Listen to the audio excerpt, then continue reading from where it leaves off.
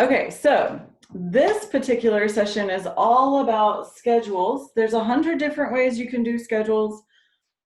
We're going to talk about 2 different ways that you can do schedules. If you hate both of them, fine, throw them out, do it your own way. I don't care. I'm just giving you one that's really basic and one that's a little more strategic. Um, if you want, if you are a person that just eats up schedules and you're like fascinated by putting together things, or if you have a gigantic family of people and you're trying to figure out how to get them all to get all of their stuff successfully done, um, the book that changed my life is called Managers of Their Homes. And that, while it is a pretty hefty thing to absorb all at one time, it did give me a lot of hope for how to get everything done at the same time and have my kids working on stuff and really set the tone for how we ran our house when we had lots of little kids running around. So managers of their homes, which I hope is still in print. It's been a while. Um, Hopefully you can find it. So that's what I've used in the past. And so some of these, my subject by the hour, some of what I talk about comes from some of the concepts that they use. I think that's Steve and Terry Maxwell are the people that wrote that. And they were around when I was getting homeschooled. Like it's been around a while. Um, okay, so block scheduling with priorities or subject scheduling by the hour. The two are used mainly for different personalities. So if you are a person that really likes operating in structure and schedule, the subject by the hour might work well for you.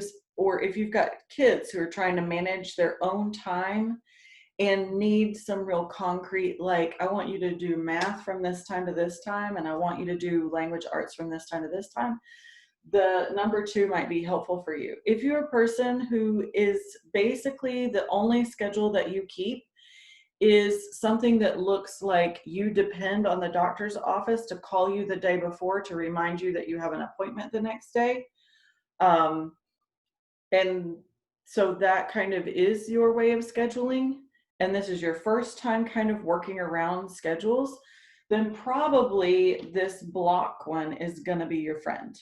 Okay. But most homeschoolers that are able to consistently homeschool well have a schedule. The purpose of this schedule is not so that then you follow it exactly every single day. The purpose of a schedule is so that when everything hits the fan and it all goes nuts and you don't know where you are, you can go back to say, wait, where did I need to be? And it's a place to go back to. It's a place to start. And when you get interrupted, it's a place, so it makes it easy to find your place again. Schedules allow for flexibility. If you're about to build a schedule in the hopes that you're going to do it all the time the exact same way, you're kidding yourself. That doesn't happen. And don't beat yourself up for building a schedule that then you don't follow some or even 50% of the time. Okay, so it'll get tweaked. You're going to need to change it. Expect that. And a schedule is for maximum flexibility. It's not to stifle your flexibility. Okay, so let's cover, I'm going to cover the complicated one first, and then we'll cover how we do block scheduling. Okay, so here is an example. Here's an example of what the complicated one would look like. So I'll kind of explain what I've done. Basically here what I have is the hours of the day listed over here on the blue Post-it notes. And then next to each hour, I have each person in the family. Now, if I was going to do this on the extreme level, I would also have myself up here and my husband up here, because that helps me figure out who I'm working with. I don't have this on this, I don't have that on this chart, but I do think if you're going to do this, it would be helpful to identify in some way the things that you need to help with. So, for instance, I know that this grammar and writing that they're going to need to do is going to need to be something that has my attention. So maybe I'll put a box around it to identify, oh, I got to be present for that. They can't do that on their own, like not any of it. So, for instance, let me explain the chart. So you have the hours, and then each of these is one child in my family. So if you have 1 or 2 kids, you're off the hook. But I encourage you, even if you have little kids, if you like this idea, go ahead and make a row for your preschooler or your 2-year-old or whatever, because it will help you see how your older kids can help you if you have a row for them. Okay. So what I've done is, first I established the kids that I'm working with, and this is just for a sample. I have more kids that I've got to figure out Jefferson too, and what's James doing with his life, I don't know yet, and there's more than that for this, but I kept it at 4 for this example. So first I established a different color for different kids. That just helps me visually figure this out. Then I know that there are key things that I want to happen every single day at certain times for pretty much everybody that's available. And that is, I like us all starting with devotions and like a read aloud book at the very beginning of the day. And then we're all going to eat lunch at the same time. Okay, so I scheduled this hour for lunch. Now, we don't normally spend the whole hour eating lunch, but I find that we regularly need an entire hour to do lunch and stuff during the day. Okay, so I just go ahead and block that out. That's not available. Everything else is divided up by hour. And what I do is I write down the subjects that they're going to need to do, and about how long it's going to take. Now, most of Rachel's subjects are, I just want her to work on them for about an hour a day. Math is a little different. I think it's going to take her a little bit longer to do that. And so I made a note that this is going to take an hour and a half. And that means it's going to need to cut into some other subjects. So I'm going to be looking for, can one subject be a little bit less or go into lunch a little bit or something like that.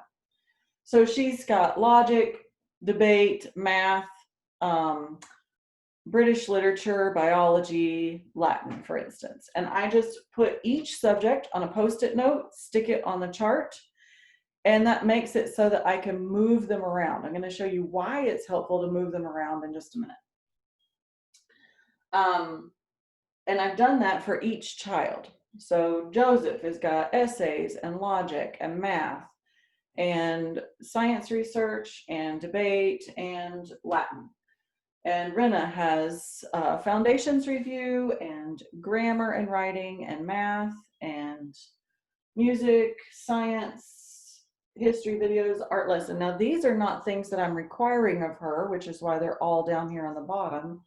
They're just ideas of what she could do to enrich her learning. So I know that these are not necessary things for her to do, but they're ideas of what to do with her afternoon time besides play video games. Justin is the same way. Foundations review, grammar, math, and then I think it'd be cool if he could build something, some videos, and some art lessons. Okay, so the reason that I put it on Post-it notes this way is so that we can move them around, so I can see where I'm needed at a given time.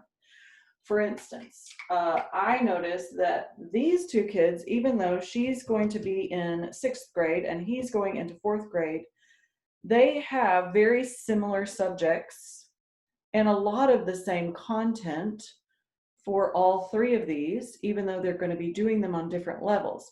But it makes more sense to have them doing them at the same time because I can answer questions about the same subject at the same time. So I'm intentionally and kind of consciously recognizing, okay, these are going to be done together. So I make sure that they're planned for the same times, right? I also, so this also I'm going to need to be here for, which means that at 10 o'clock, I can't go committing to do something with the other kids because I am going to be very involved in this. I might can answer a question here and there, but this is going to be what I focus on.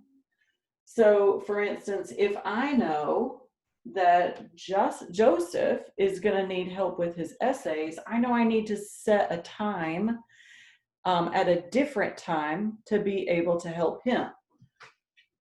So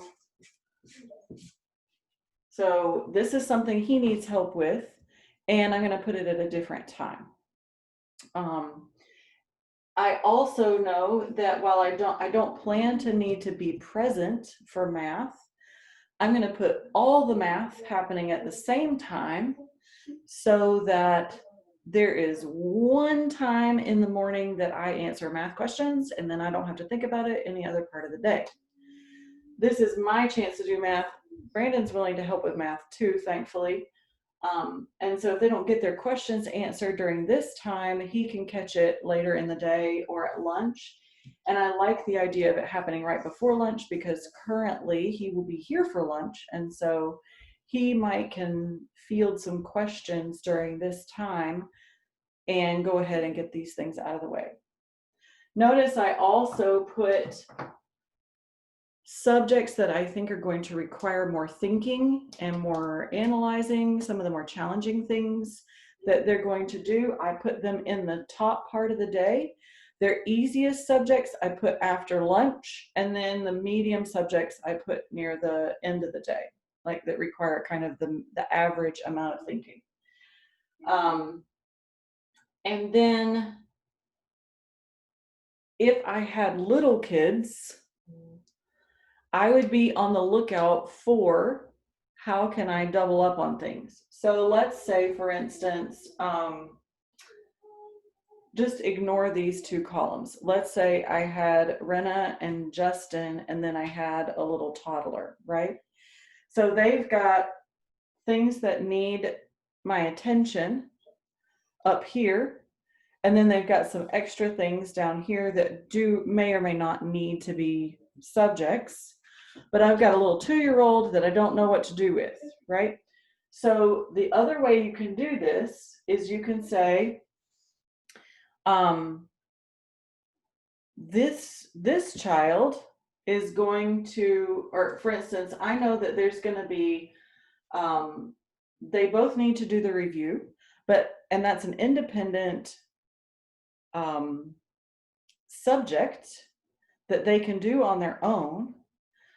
But math, they're on different levels, and I know that I'm going to have to pay attention to both of them, and I don't want to do it separately. So what I would do is I would switch this, knowing that they can do this review and supervise a 2-year-old at the same time. And then I would stick a note up here that says, you know, with this kid, right? So little baby Scrumplet, whatever their name is going to be in their review. And then he's also going to be up here with this one. Now I've got 2 times that the toddler is supervised by an older child, and math is happening with mom for the other one. The other thing that you can do with this is if this child needs to read aloud, say for instance, and this child needs to be read to, you can combine those. You can say, okay, for a reading practice for this kid, he's going to read his book out loud to this child. And then you've got 2 kids that are supervised at the same time. Like the little one has some supervision by the older one. So you can kind of combine it's ways to have strategic supervision of little people, right? And then if you have little kids and you have big kids and they've got a full schedule, what you end up doing is saying, hey, I need you to do your, I need you to read your book at the same time you're doing lunch, so that, or have your little brother in your room for one of your subjects. Which subject do you want? And then I'll pick the time that I need help, say it's here, and they're like, okay, this kid is watching this child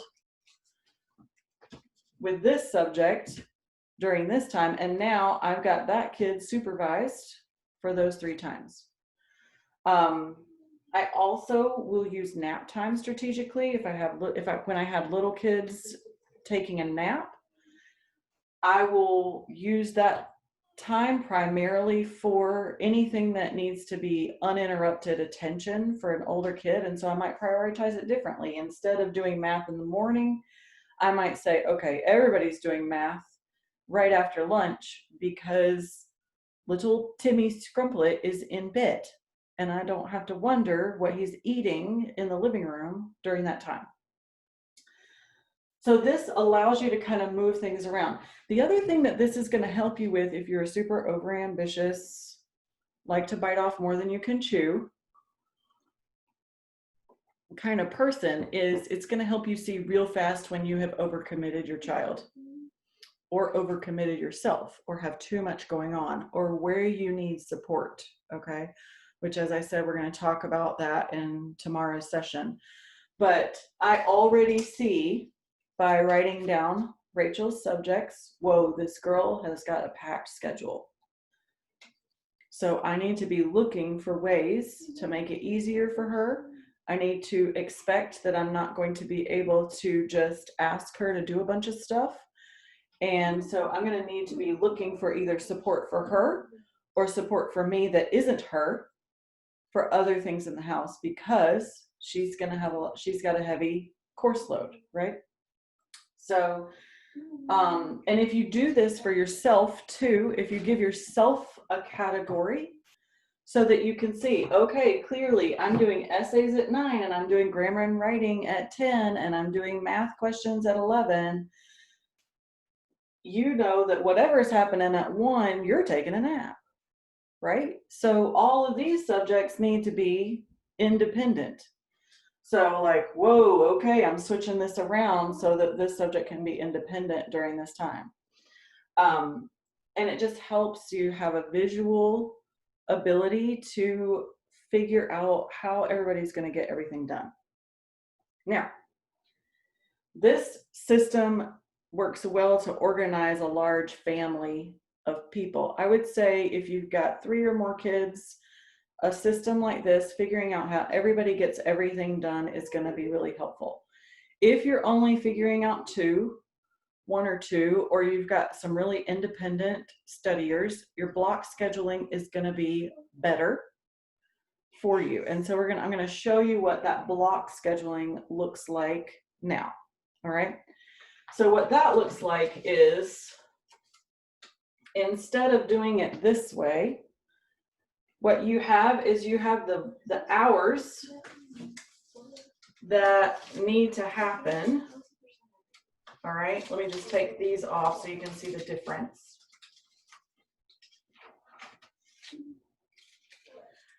So you have your hours of the day, right? And you're going to have the subjects that your kids are learning. And what you do is you come up with, what are your priorities? So, excuse me, just for argument's sake, let's take Rachel's subjects that she has. All right. So she has logic, and she has debate, she has math, and British Lit,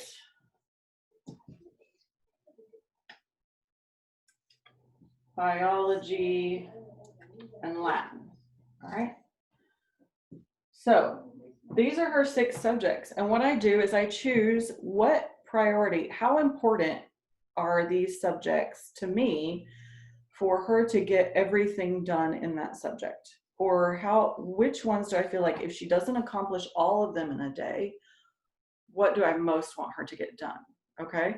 So right away, I know that it's very important to me that she get her math, her literature, and her biology done, and it's pretty much in that order. So I'm going to put a big, just for visual, I'm going to put numbers on those. All right, so her math, her British Lit, and her biology. Okay, so now we've got 1, 2, 3 in order of priority. And then she's got these 3. Well, I think probably this one next, and then debate, and then Latin. Okay, so that's how I'm going to prioritize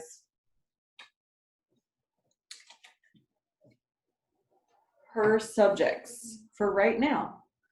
This is my best guess. I want her to prioritize her stuff. So on any given day, when she starts her school, I'm really interested in her starting with math every single day and moving down the line.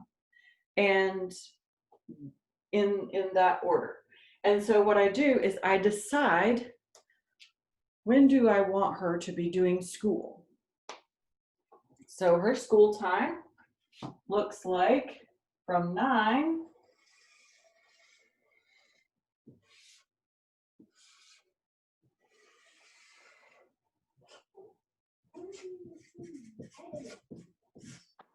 to 11, right? And so I write down, okay, she's doing school during these hours, and this is the priority that her subjects are currently in. Now, let's say she goes for 2 or 3 weeks, she's really nailing the math, but she's never getting to Latin, right?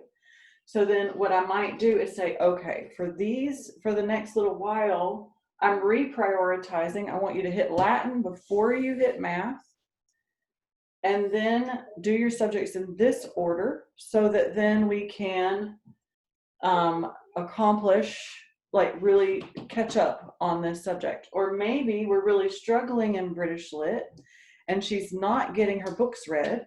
And so we're going to start off the day I just want you to start off the day by reading 30 minutes in your British Lit and then move on.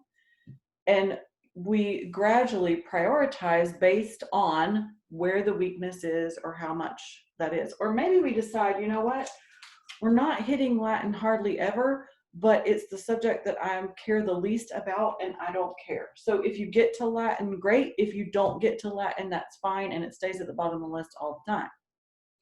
That's a possibility too, but it helps you recognize what you want to be important. And what it also does is it helps you avoid the situation of always starting with the thing that feels fun and easy. It helps you kind of own the fact that certain subjects are more important. Or if I'm struggling with consistency, let's say just the need to be consistent with biology all the time is really cleaning my clock right now. So we're just gonna, we're gonna knock that one out of the way, all right? And so this is your school block of stuff, and we're prioritizing these subjects during that block, all right?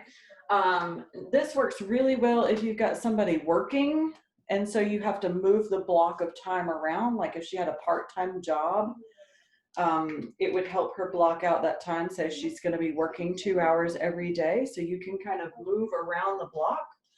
And I would actually get her a planner, and she could use, a different color highlighter and say, okay, this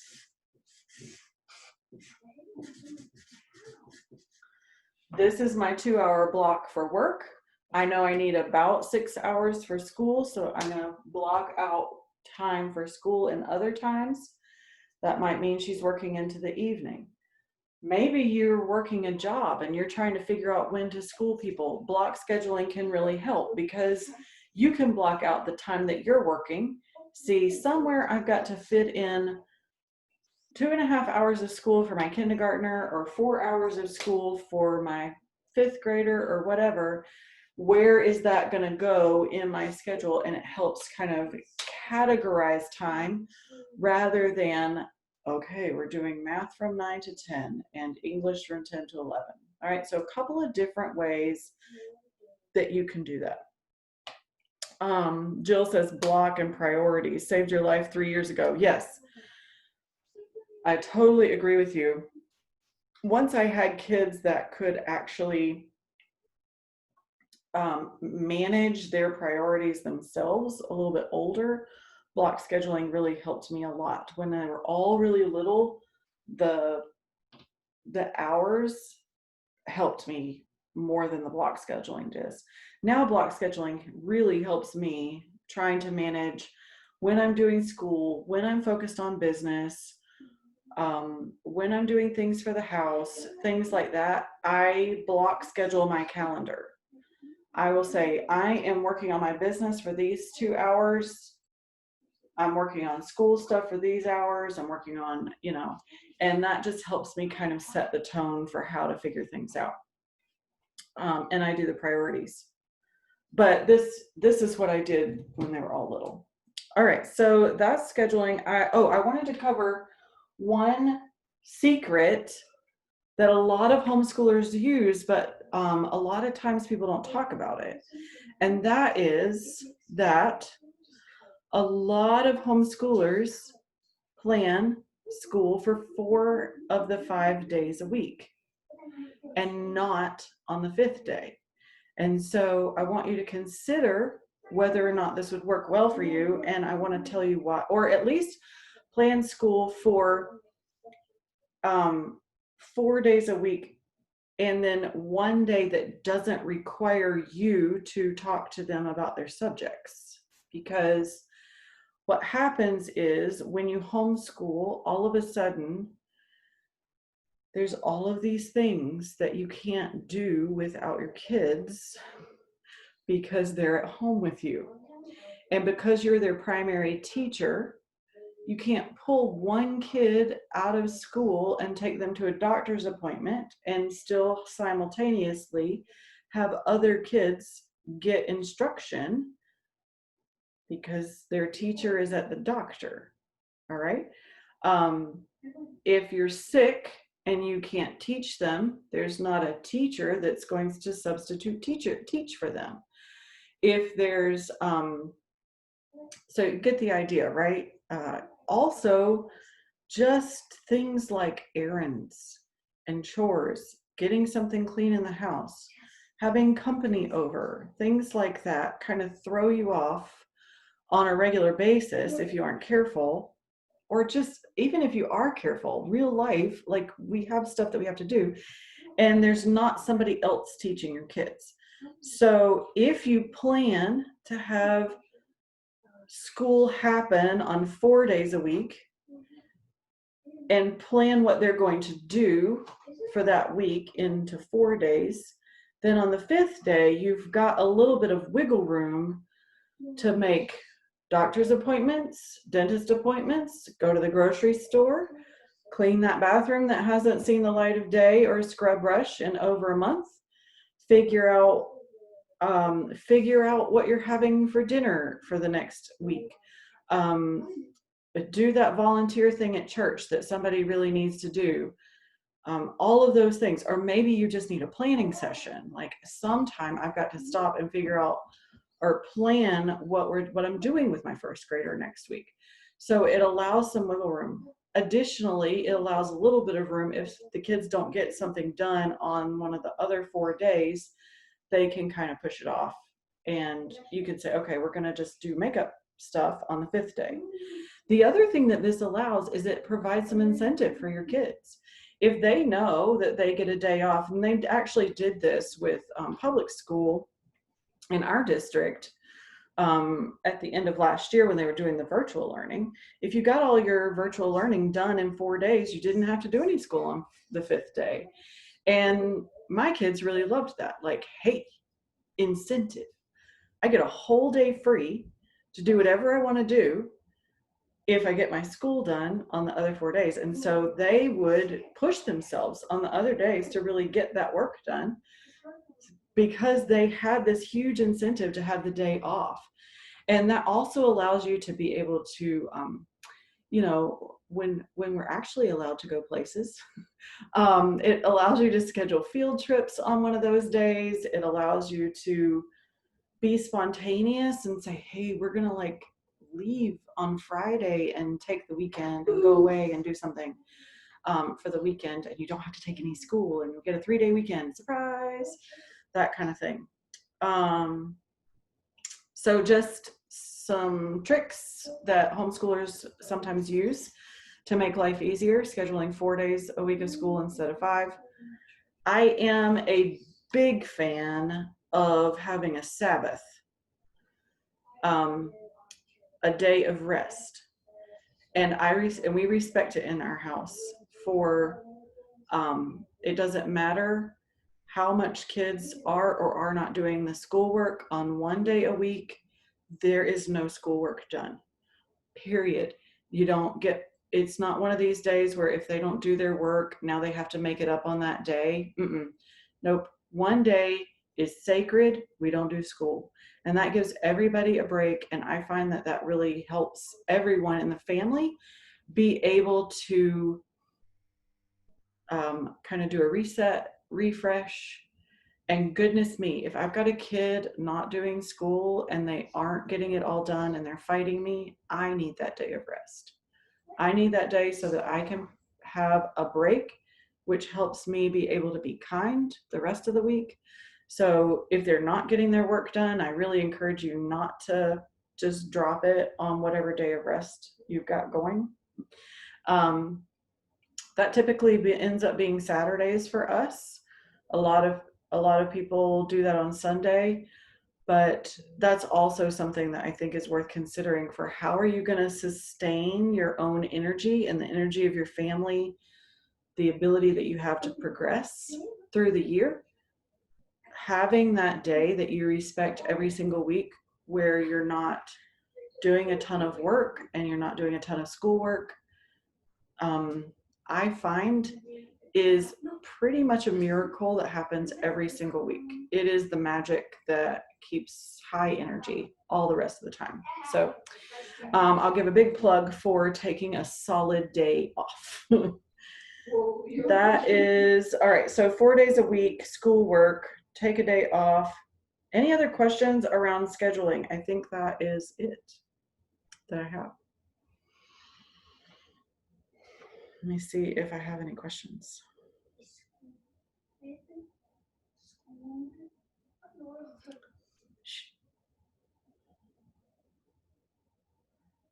don't see any other questions. I know there's a lag time, so let me know if you have, I'll give it just another second, but let me know if you have any other questions. Schedules. I will tell you, I probably switch my schedule around 2 or 3 times every single year. Also, different people prioritize getting out of school at different times too. And you have that prerogative when you're homeschooling. For instance, our family really prioritizes taking a long break around the holidays. And so our Foundations Essentials kids, actually their last day of classes is the week before Thanksgiving, and they don't go back till the middle of January. And that allows our family to do a whole lot of different things during the month of December. We also, if things are going well and we don't need a break, we don't take a break. We just keep going and enjoy the fact that we can take a whole lot of time. Like we could finish up by the end of April and be done. That's fun. Other families really like the ability to do like 6 weeks on, 1 week off, school year round, because they like the structure that provides, and they might have a lighter schedule of what they're doing every day, but they do it year round so that so that the structure is there and available every day. So there's all kinds of ways that you can structure things for the year. And the fun is you get to do it based on how your family learns best. If you're going with a program that's already structured, just start by sticking with their schedule. If you're new to this, stick with their schedule. All right, I don't see any further questions. So that's all for scheduling. Thanks for joining me today. Nice to have you. And I look forward to seeing you tomorrow. Tomorrow we're going to talk about what support looks like, what good support looks like, what kind of support can you call in so that you're not doing it all on your own. If you're feeling overwhelmed, different ways to manage that. And we're going to have a little celebration. All right, so we'll do that tomorrow. I look forward to seeing you in the morning. All right, take care.